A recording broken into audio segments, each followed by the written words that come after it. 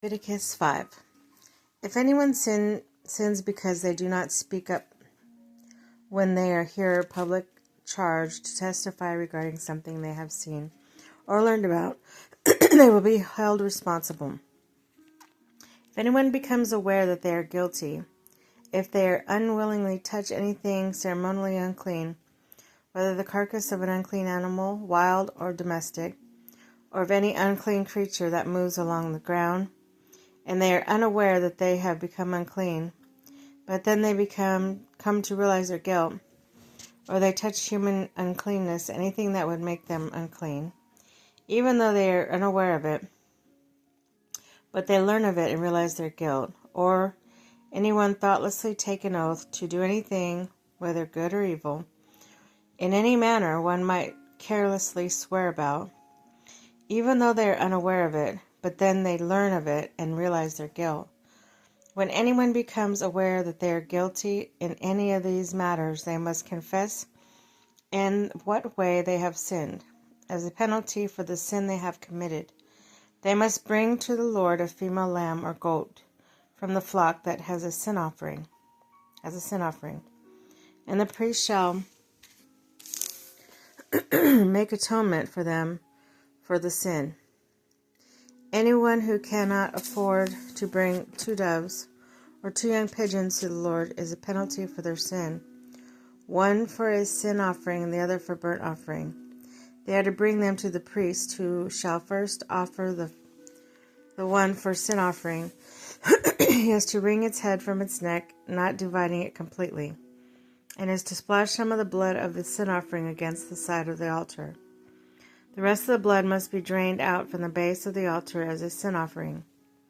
The priest shall then offer the other as burnt offering in the prescribed way, and make atonement for them, for the sin they have committed, and they will be forgiven. However, they cannot afford 2 doves or 2 young pigeons. They are to bring an offering for their sin as a tenth of the ephah of the finest flour for sin offering. They must not put olive oil or incense on it, because it's a sin offering. They are to bring it to the priest, who shall take a handful as a memorial portion and burn it on the altar on top of the food offering presented to the Lord. It is a sin offering. In this way, the priest will make atonement for them for any of these sins they have committed, and they will be forgiven.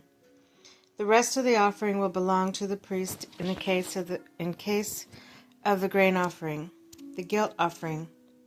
The Lord said to Moses, "When anyone is unfaithful to the Lord by sinning unintentionally in regard to any of the Lord's holy things, they are to bring the Lord to the Lord as a penalty a ram from the flock, one without defect, of the proper value in silver, according to the sanctuary shekel.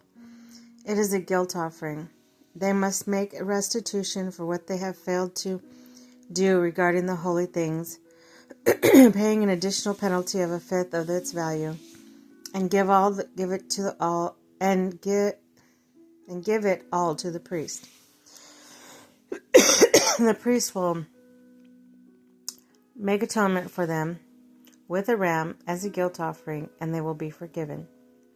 If anyone sins and does what is forbidden in any of the Lord's commands, even though they do not know it, they are guilty and will be held responsible.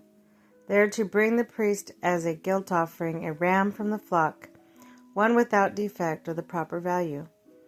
In this way, the priest will make atonement for them for the wrong they have committed unintentionally, and they will be forgiven. It is a guilt offering, and they have been guilty of wrongdoing against the Lord.